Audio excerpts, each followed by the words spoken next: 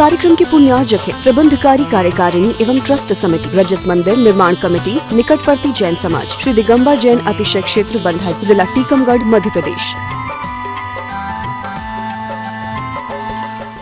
जय जिनेंद्र बंधु, स्वागत है आप सभी का हमारे इस बेहद ही खास प्रस्तुति में, जहां हम आपको प्रतिदिन संत शिरोमणि आचार्य भगवान श्री 108 विद्यासागर जी महाराज के मंगल दर्शन का सौभाग्य प्राप्त कराते हैं।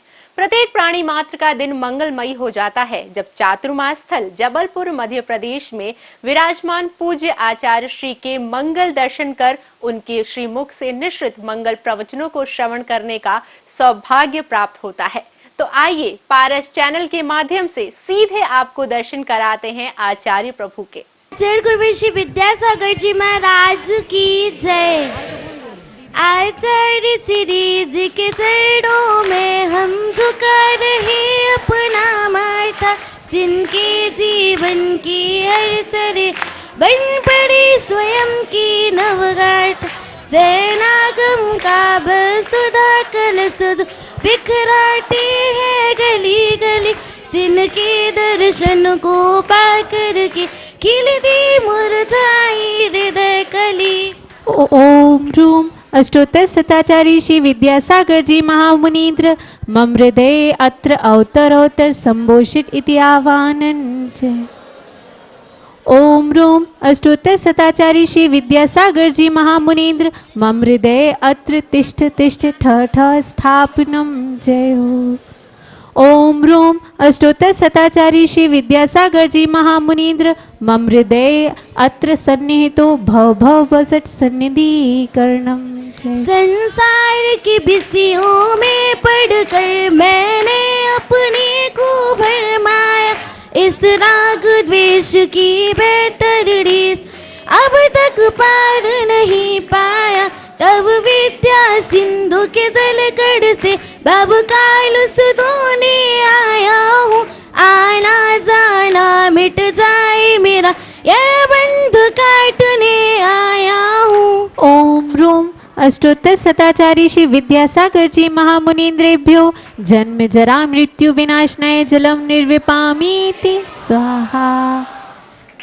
क्रोध अनल में जल जल कर अपना सर्वस्व लुटाया है, निज शांत स्वरूप न जान सक जीवन भर इसे भुलाया है। चंदन सम शीतलता पाने अब शरण आपकी आया हूँ। संसार ताप मिट जाए मेरा चंदन बंधन को लाया हूँ। ओम रूम अष्टोत्तर शताचार्य श्री विद्यासागर जी महामुनीन्द्रेभ्यो संसाराताप विनाशनाय चंदनम निर्विपामीति स्वाहा। जड़ को ना मैंने जड़ समझा, नहीं अक्षय निधि को पहचाना।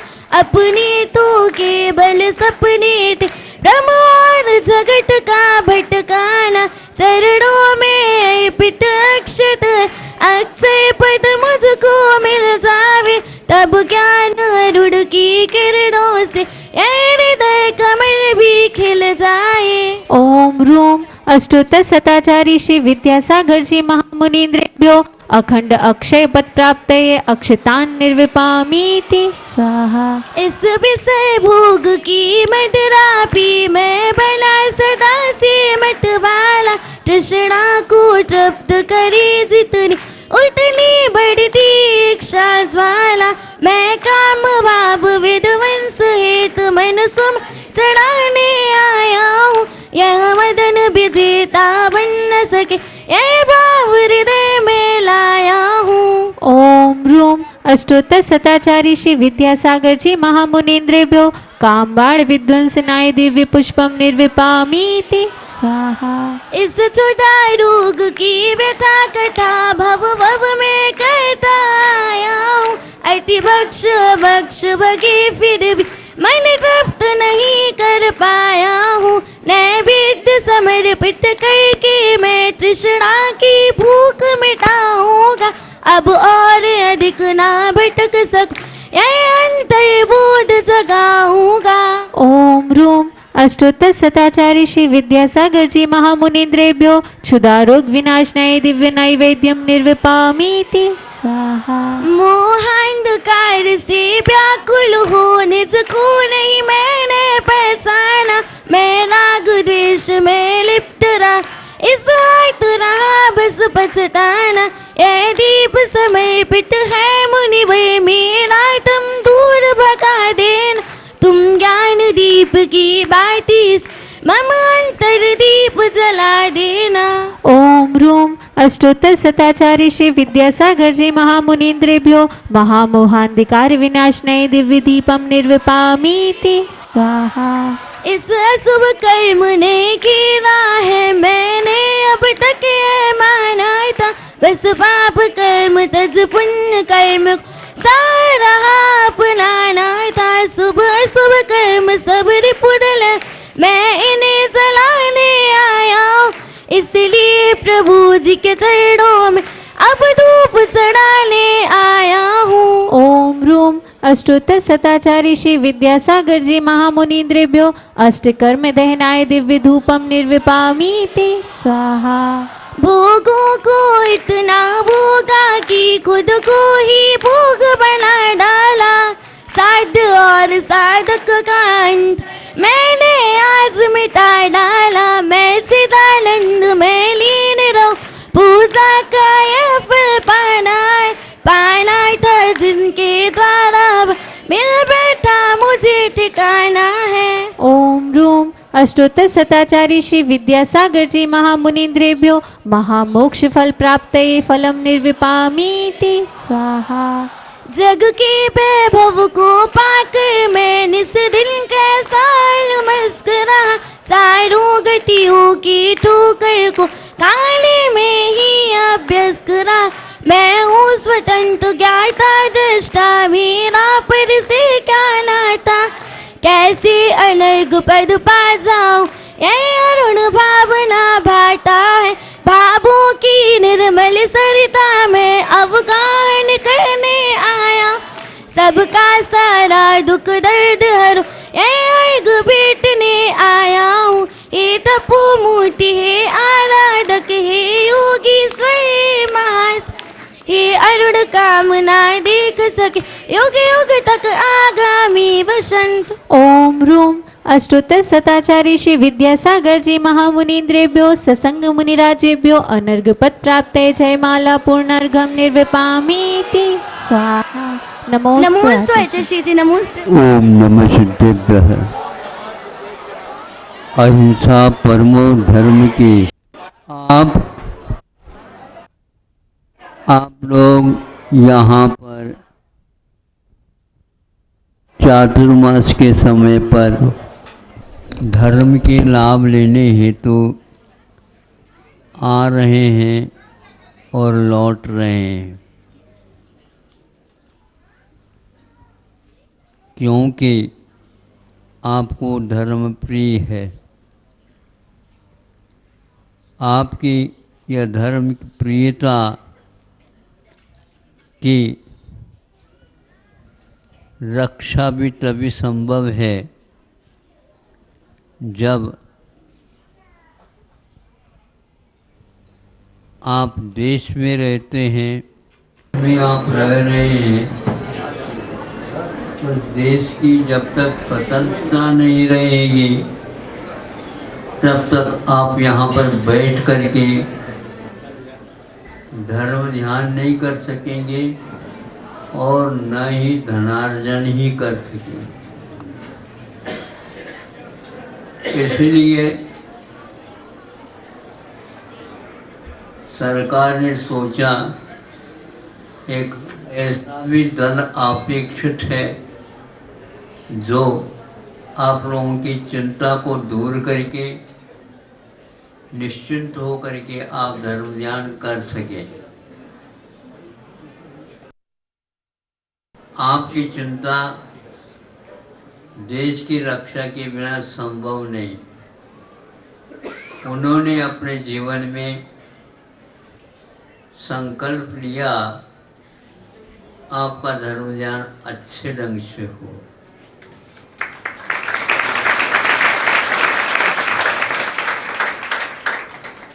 देश पहले, बाद में परिवेश।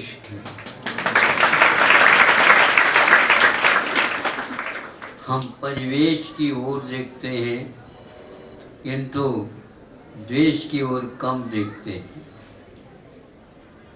हम जिस पेड़ के ऊपर चढ़े हैं वहाँ पर फल हैं, किंतु हम उस टहनी पर बैठ करके उस टहनी को ही यदि उलाड़े मार करके गिरा देंगे तो वो गिरने से पूर्व में आप गिर जाएंगे।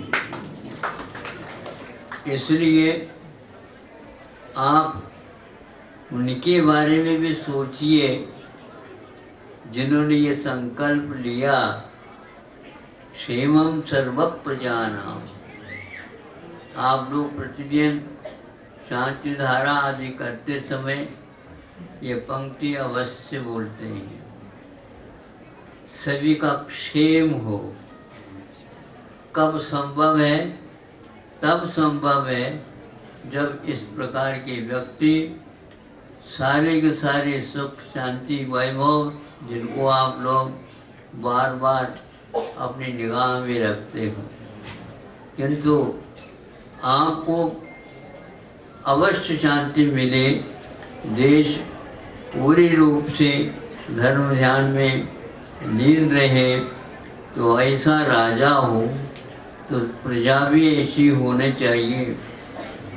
आज लोकतंत्र होने के कारण ये व्यवस्था थोड़ी सी परिवर्तित हो गई है, लेकिन भावों में अभी कोई भी आलस्य नहीं और डर नहीं, और केवल धैर्य के साथ। शरीर तो सबके पास है, धैर्य बहुत कम विरले व्यक्तियों के पास रहा करता है। आप लोग थोड़ी सी सर्दी लगती है प्रबंध कर लेते हो, एड़ी से लेकर के चोटी तक, लेकिन बड़ी बड़ी ऐसे पर्वत और पर्वत की चोटी पर रहते हैं ये लोग, जहाँ पर शून्य से नीचे माइनस जिसको बोलते हैं माइनस, अपनापन क्या है, वो लोग 40 शून्य पर भी रह करके देश की रक्षा में रात और दिन एक करते हैं।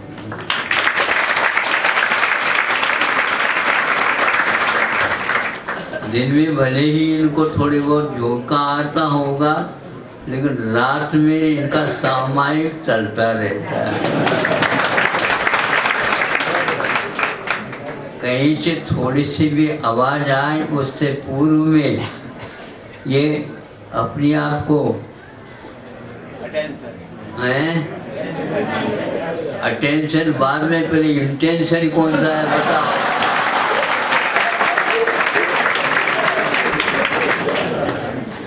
वह इंटेंशन इनका मेडिटेशन ध्यान है, वह आर्थ ध्यान नहीं है। सभी आर्थ को दूर करने के लिए धर्म ध्यान है।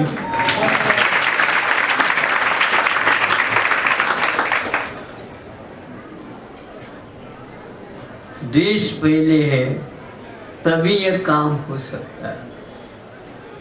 आप लोगों को आर्यखंड नहीं मिला होता तो क्या करते होते, जहाँ सरकार तो बन है, कब्जा तो हो जाए लेकिन सरकार नहीं बन पा रही।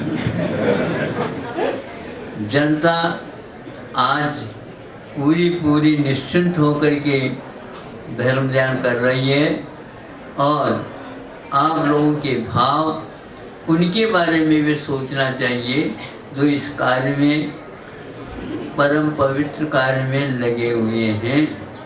लोकतंत्र में लोकतंत्र की शिक्षा दीक्षा आदि आदि लेकर के इन लोगों ने इस बीड़ा को उठाया।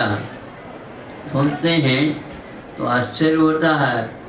पति भी उस विमान के कार्यों में सेना के रूप में उद्यमशील है, तो पत्नी भी उसी प्रकार उसी सेना में कि वह चिकित्सा के साथ सभी को चिकित्सा प्रदान करती है।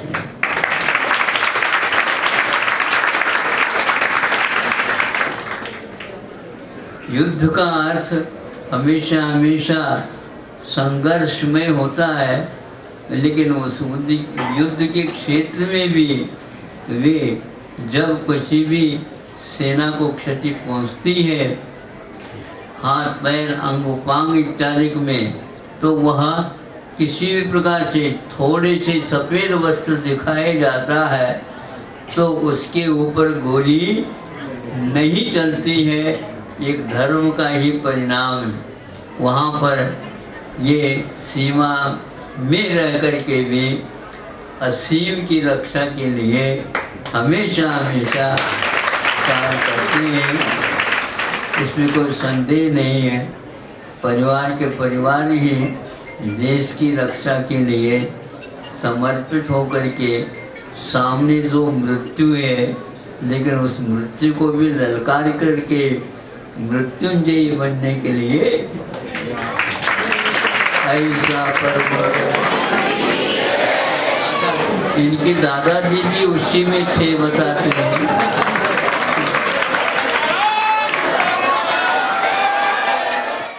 खान पीन की बात है, ओढ़ने इत्यादि की बात है, आने जाने की बात है, परिग्रहों के चयन की बात है, आदि सब में वह गिनता रहता है। इसको क्या बोलते हैं? अनुवृत्ति। और महावृत्ति कोई गिनती नहीं रखता, इसलिए नहीं गिनता। ये इसके द्वारा तो हमारा काम बहुत गड़बड़ हो जाएगा। तो 1 महीना हो गया, सोचा 1 महीना तो चल गया, तो शरीर भी लगभग स्वस्थ होता जा रहा है। ऐसा कर लें 2 महीने और लेते संकल्प। अब मन को और पसीना आ गया। धीरे धीरे करते करते करते आपने तो बिल्कुल ही अनादिकाल से हमारे ऊपर नियंत्रण ही नहीं रखा। तुम्हारे ऊपर नहीं, इस शरीर के ऊपर हमारी दया है। तुम्हारे ऊपर दया करने की कोई आवश्यकता नहीं है, क्योंकि उसके पास तो शरीर ही नहीं है। वो अपने आप आ जाएगा। उसके गले में रस्सी बांधी नहीं जा सकती। क्या समझा? हाँ, रस्सी बांधने का कार्य तो हम तन के ऊपर कर सकते हैं। गैया के गले में रस्सी बांधी जाती है, गैया के जो मन के ऊपर नहीं। मन अपने आप ही तन के आश्रित है, हो आता है। नहीं समझे? जिस वस्तु को उसने नकारा था मन ने, अब वह मत दो, कोई बाधा नहीं। जब आपकी इच्छा होगी, आपके हिस्से की यहाँ पर रखा हुआ है, यहीं पर रखा है। अभी इच्छा नहीं है तो बाद में देख ले। और जब भूख लगने लगी, देखो देखो संयम हमारे यहाँ चलता है। जब कभी भी मांगोगे तो नहीं मिलेगा। अब प्रतीक्षा करो अंतों तक की। हाँ, हमारा इस समय स्वाध्याय का काल चल रहा है। अब मांगोगे तो कुछ भी नहीं मिलने वाला। थोड़ा थोड़ा खाते जाओ। नहीं समझे? उसी के कारण ये सब बीमारियां फैल रही हैं। विदेशी चिकित्सा के कारण बहुत सारी बीमारियां आ गई हैं। यदि आप उससे ऊपर उठना चाहते हो, संयम रखिए। मन के ऊपर नहीं, मिलेगा ही नहीं, सीधी सीधी बात। तभी वह मन कहेगा कि हाँ बिल्कुल स्वस्थ रहना है, तो मन को भी स्वस्थ रखना पड़ेगा। रात में हम देंगे नहीं, शरीर कुछ कहता नहीं।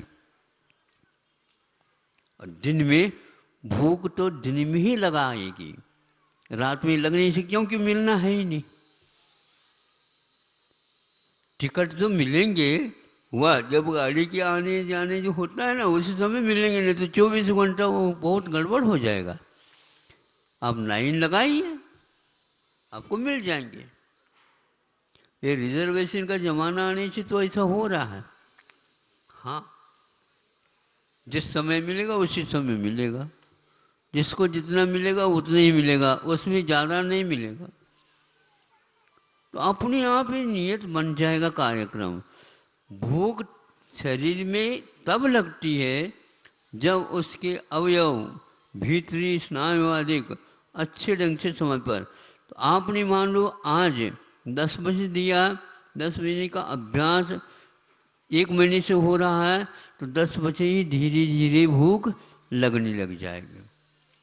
सब कार्य नियंत्रण के साथ होते रहते हैं। 2 बार के स्थान पर आप एक ही बार का कर लेते हैं तो एक ही बार लगेगा। हाँ, देवों में तो वर्षों के बाद लग जाता है। ऐसे क्यों? वो इसी प्रकार का नियंत्रण है वहाँ पर। बच्चे बार बार खाते हैं लेकिन बाद में, बोलो, बच्चों को, बच्चे हैं क्या आप लोग? दादा ये तो बता दो। हाँ? बच्चे जैसे आप खाते रहोगे ऐसा नहीं होता। बकरी जैसे चरते चले जा ऐसा नहीं होता, जहाँ कहीं भी नहीं। 1 बार 2 बार। गैया और पशु जितने भी हैं वो रात में कम खाते हैं, तो दिन का खाया हुआ। सुन रहे हो क्या? नहीं, आपके लिए विषय दे रहा हूँ, आकर के बैठे, थाली परोसना तो पड़ेगा। सुनो, पशु रात में खाते नहीं, दिन में खाते हैं, और खाया हुआ रात में जुगाली करते हैं। जुगाली समझते हो? गाली नहीं। जुगाली का अर्थ होता है रोथन क्रिया। खा करके आते हैं, उसका चरवन, उसको इस ढंग से उसको बना देते हैं, वो ठोस पदार्थ को, उसके माध्यम से लाला रस में मिल करके वो पूरा का पूरा आत्मसात हो जाता, प्राण के रूप में परिवर्तित हो जाता। चूंकि दिन सीमित है और वहाँ पर जाकर के वो संग्रह करेंगे, खाएंगे, फिर इसके उपरांत करेंगे। जैसे बच्चे विद्यालय में उन शिक्षक के मुख से सुन लेते हैं, सुन करके अब रात में आएंगे, वह पूरा का पूरा जुगाली करेंगे। अब कल जो है गुरुजी पूछेंगे, हाँ क्यों, क्या कर दिया? जुगाली हो गई। बिल्कुल, जहाँ पे आप चाहो पूछ लो, हम बता देंगे, कोई बात नहीं, आज का ये ले लो इतना। और फिर वह खुराक बढ़ा भी देंगे वो, यदि आपको पचा दिया है तो। यदि बच गया हो तो आज एक छुट्टी ले लो, कल देखेंगे। हाँ, वो कहता ठीक है। तो इस प्रकार हमारे जीवन को हम शरीर के ऊपर नियंत्रण रखने से मन भी अपने आप ही काबू में हो जाता। मन के ऊपर यदि लगाम अलग रूप से आप लगाना चाहते हैं तो नहीं, समझदारी के साथ आप काम करो। ये भारतीय नीति है, इंडियन नीति नहीं, विदेशी नीति नहीं है ये। इसमें किसी प्रकार की समन्वय नहीं किया जाता है। रात में शारीरिक परिश्रम होता है तो कोई बाधा नहीं, लेकिन किसी भी प्रकार से हम भोजन पान आदि भीतर नहीं डाल सकते। डालते हैं तो शरीर के यंत्र बता देते हैं ये किसी भी प्रकार से ठीक नहीं होगा। भूख लग जाए, भूख लगने मात्र से नहीं, किंतु उनके पाचन के ऊपर प्रभाव पड़ेगा। रात के 12 बजे या दिन अस्त होने के उपरांत अपने आप ही सूर्य नारायण के अभाव में सूर्य तत्व कमज़ोर होता जाता है। इसलिए जो खाया है वो पच जाएगा, लेकिन पुनः रात में खाओगे तो आप उसमें अवश्य ही बीमार पड़ जाओगे। इसमें भी यदि मान लो भारी चीज़ और खाओगे, शाकाहार न करके मांसाहार का सेवन करोगे तो और ज़्यादा गड़बड़ करेगा वो। इसलिए भारतीय शास्त्र के, आयुर्वेद शास्त्र के अनुसार दिन में ही ठीक है। रात में आप किसी भी प्रकार से भोजन जो लिक्विड में लेना अलग है, वह चूँकि आप गृहस्थ इस अपेक्षा से लेने के लिए मैं नहीं कह रहा हूँ। यदि इस प्रकार होता है तो सबसे अच्छा है। इसको आप कैसे कह रहे हो? हाँ, हम विज्ञान के आधार पर ही कह रहे हैं। कैसे आप बताओ? फास्ट का अर्थ क्या होता है? उपवास और बहुत तीव्र गति से जाना, दोनों है ना। आप फास्ट लाइफ जीना चाहते हो तो फास्ट करना सीखो। अब ताली बजाने की क्या आवश्यकता है? विदेशी व्यक्तियों ने तो ताली नहीं बजाया। इसलिए हमारे कहते हैं रात में नहीं खाना, ये फास्ट है, उपवास हो गया। इसलिए दिन होते ही ब्रेकफास्ट। अब जो रात में आपने उपवास किया उसको रोक दो आप, हाँ, ब्रेक इट। तो ब्रेक फास्ट, उपवास के ऊपर कंट्रोल करो। और दिन हो गया, सूर्य नारायण देखो और शाकाहारी हो, छानबीन करके करो। जीवों की उत्पत्ति रात में होती है, इसलिए शरीर का यंत्र भी उसी के अनुरूप काम करता है। वह जहर बताया है, जहर। यदि व्यक्ति 12 बजे के बाद कुछ सेवन करता है तो वह जहर का निर्माण होता है। जल्दी जल्दी सुबह उठने के उपरांत भी बच्चों को छोड़ करके जो काम करने वाला तो कर सकता है, नहीं तो 10 बजे तक ब्रेकफास्ट के द्वारा काम निकालो। तो ब्रेकफास्ट में मतलब भोजन नहीं होता, सुन रहे हो कि नहीं? 4-5 पराठा लेकर के बैठ जाओ। फास्ट की बात तो चलना चाहिए। नहीं, सुबह उठते ही थोड़े थोड़े बहुत नाश्ता, हाँ, थोड़ा स्वल्पाहार, आहार भी नहीं है वो, थोड़े बहुत पेय पदार्थ अधिक ले लिया, फिर उसके द्वारा भूख कहीं मंदी न हो जाए, भूख में कमी न आ जाए, इसलिए उसको उत्तेजित करने के लिए, भूख को उद्दीपित करने के लिए ये सब आइटम रहते हैं। फिर बाद में खुल करके भूख लगेगी तो कहते हैं अब बार बार नहीं करना, विधिवत उसका भोजन करो। हो गए ना? फास्ट में उपवास भी हो गया। प्रतिदिन उपवास करना अनिवार्य है। अष्टमी और चतुर्दशी के दिन तो होता ही है, लेकिन वह अठप्रहरी, हाँ, 8 प्रहर तो होते ही हैं, वो तो उपवास के लिए कहा। और अपने सप्तमी और नवमी के दिन एकासन करके मुनि महाराज के समान अथवा भोग भूमि के समान आप लोग स्वस्थ रहिए। हाँ, 16 प्रहर इसमें उपवास पूर्ण होता है। इस ढंग से चलने से तो फिर क्या करना? तो आधा भोजन कीजिए, दुगना पानी पीओ, तिगुना श्रम, चौगुनी हंसी, वर्ष 125 जीव। 125 साल में ही गड़बड़ियाँ हो रही है, 125 साल तो बहुत दूर की बात है। हम विदेश की आलोचना नहीं कर रहे हैं, उनकी आंखें खुल जाए तो बहुत अच्छी है। आज जो किसी रोग के लिए बार बार भोजन के लिए कह देते हैं वह बिल्कुल गलत है, क्योंकि शरीर के लिए बार बार कहने से पेट में जो यंत्र है उसी में सक्रिय हो जाते हैं।